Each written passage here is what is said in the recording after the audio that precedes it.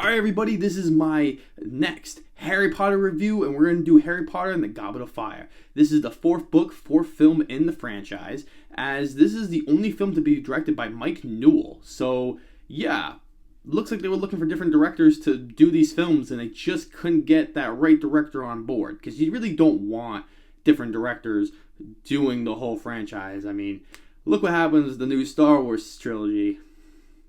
Yep, that was pretty bad. But I will say, this film is super duper overrated.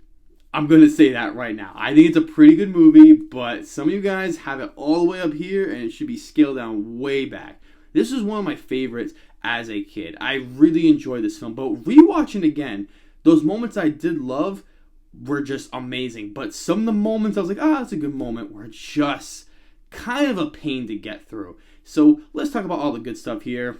You already know what the first one's going to be. The cast, excellent. They get better as they go along. I really enjoy this cast so much. They are just super fun, and you get a bunch of new characters in this one, so it really pushes the lore, pushes all the great acting in this film. The music is great. I mean, there's so many memorable moments because I remember the music and how it just translates to so many awesome scenes, like especially towards the end of the film, you know, especially in the maze. I think it was just awesome.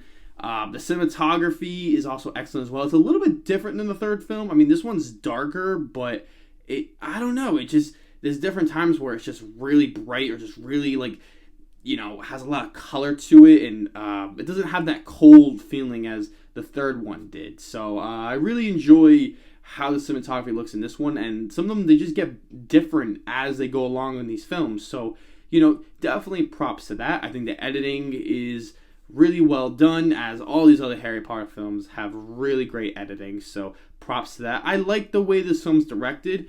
There's some really nice shots that I really do remember as a kid till now that really stuck with me. I think this is a really underappreciated directing performance from Newell, because I think a lot of the shots really give a lot to these films, so definitely some credit to that.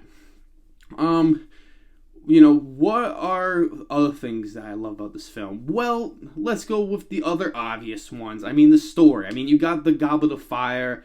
It's pretty cool. It has like this weird Triwizard tournament that kind of doesn't really make any sense. Like, why are they doing this? They never really explained why they're doing it. But, you know, getting past that, you know, the whole idea that Harry's name gets put in the Goblet of Fire. How does his name get put in the Goblet of Fire? He's underage. It makes for a lot of problems for, you know, the teachers and the other students, for the other competitives. And it makes it more exciting because everyone's so much older than him and just a lot more experience. And Harry has a lot more issues trying to do all these challenges throughout the film.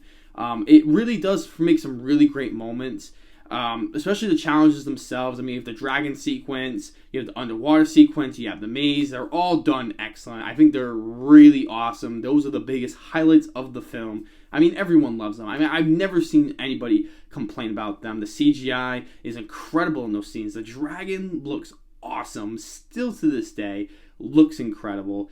I would say my biggest issues of the whole film is the subplots. There's a whole subplot that does get resolved about Ron getting all mad at Harry because Harry's on top. It feels so silly. It feels so out of place. It's almost like they were trying to give Ron something to do, and it's just very aggravating because it seems very out of Ron's character. There was nothing that, like, let's just say Harry was like hanging with a bunch of like his like new friends or something and just pushed away Ron. I can understand that, but Harry's still talking to Ron and still treating him as Ron, and Harry's not getting this massive ego about everything, and it just feels so annoying. The other aspect of this film that I just don't like at all is after the second challenge, the whole movie just dies. Like, I don't know what happens, but when you get to the second challenge and all the way to the third challenge, there's a whole stretch that is just really boring. I'm telling you, they stretch out this ball scene that goes way too long, and it is so overdramatic. And that's when they start adding these random subplots of romance between all the characters. It's just doesn't feel like it's needed, and I understand, like, it definitely, I don't mind the idea, but I feel like it's stretched for so long, and they make it so important, and I just don't enjoy it. I mean, there's some funny parts within it, and there's some really magical moments I liked, but overall, I really just don't like it. And then after that, it just kind of dies down, and then you kind of forget about the intensity and how exciting these Goblet of Fire challenges are. And I understand there's like a Christmas break, and that's what we want to do to keep the public like ready for the third and final challenge. I get it, but it just is so exciting for these first two challenges and just completely dies off, and there's nothing interesting. Like, it is so boring in those scenes. So definitely not a very good thing with that, and it just gets really over the top.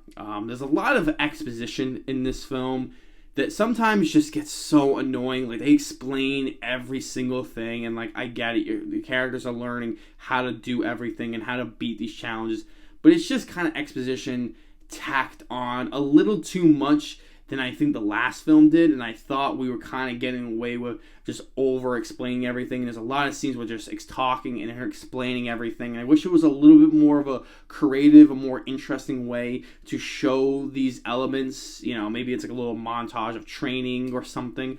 I don't know. Like, it just, I don't know, it just feels like a really dull way to do it. I don't want to get these negatives and say I really dislike the movie. I think it's a really enjoyable movie, and I really enjoy it, but I think it's one of those things that you can have a love for something, but be objective about that art and just realize, yeah, this movie's pretty good, but my love for it's high, but it's pretty good.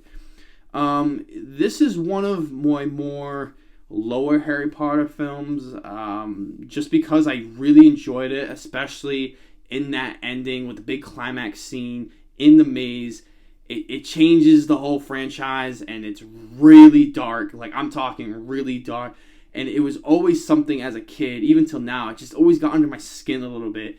And spoilers, because I might as well, you're in the fourth one. Voldemort shows up, played by Ralph Fiennes. I love the design of Voldemort. I think he looks excellent and just very menacing. It has a really cool little battle at the end, and it has a really nice touching moment with the parents talking to Harry and like, let go, Harry. And then, he grabs the port key, so, but I really like where they take the franchise after this, and I think it's a really enjoyable movie throughout. I just wish the pacing was a lot better throughout, and I think the writing could have been a little bit better. I mean, there are some really interesting moments, interesting subplots that they wove within the film, especially with Mad-Eye Moody, who he's the newest character coming to the scene. I really enjoy that aspect, but I think overall, I just wish there was something a little bit more. And these other films feel like things get a lot more serious. And now that Voldemort's back, I feel like when we change the hands of the director, David Yates, it changes kind of the whole franchise, for sure. So I'm going to give this film a 7 out of 10. Okay? I think it's a pretty good movie, so that's what I'm going to give it. So let me know, what is your thoughts on Goblet of Fire down below. Let me know where it ranks in your Harry Potter list and why you think it should be higher, why you should think it should be lower. I would love to hear about it, and I would love to talk to you guys about it in the comments section. So, please like and share the video. Please subscribe if you haven't already. I really appreciate everyone who has subscribed, liking my videos, and just really supporting me with this. It really means a lot. So thank you for everyone who has been doing that. And as always, I'll see you guys next video.